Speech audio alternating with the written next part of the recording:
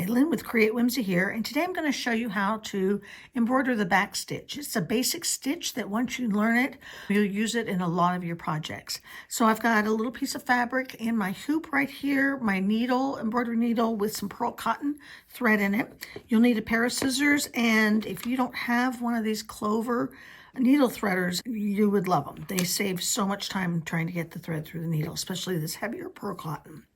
Okay, so let's take our needle. What you want to do is come up at wherever the end of your line of your embroidery is going to be. And you'll make one small stitch and then come up for the next stitch like this. And then it's called a back stitch. So what you do is you go back and you go back in that same hole that you came out of. And then we jump over. So you can see we're going to come up like further out for the third stitch. We'll pull. And we'll go back in again from where that second stitch is.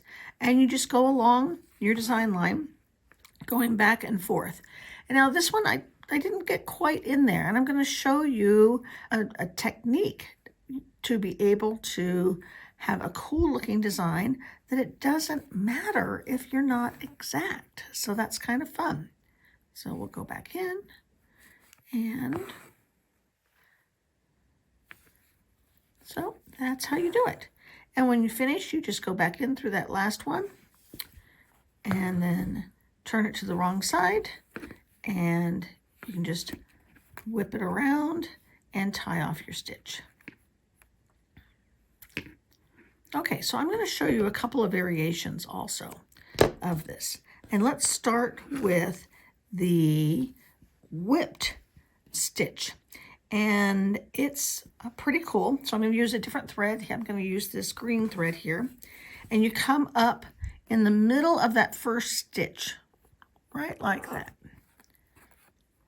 And then what we do is we're going to go down and under the next stitch. And this is the one that kind of hides these imperfections if you've got them. And then you whip it around. So you just keep going under the stitches and under the stitches and under the stitches. And then when you get to the last one, just like we came up in the middle of the first stitch, we're going to go down in the middle of the last stitch. And then look what happens. All of those imperfections are gone, and you've got this great scrolled look with the two colors of thread. Another variation is called the threaded stitch. So I've already done a back stitch. So we're going to, just like we did with the whip stitch, we're going to come up in the middle of the first stitch. And instead of whipping, we're going to weave in and out. So we're going to go up through the second stitch, down through the third stitch, up through the fourth stitch, down through the fifth, and so on.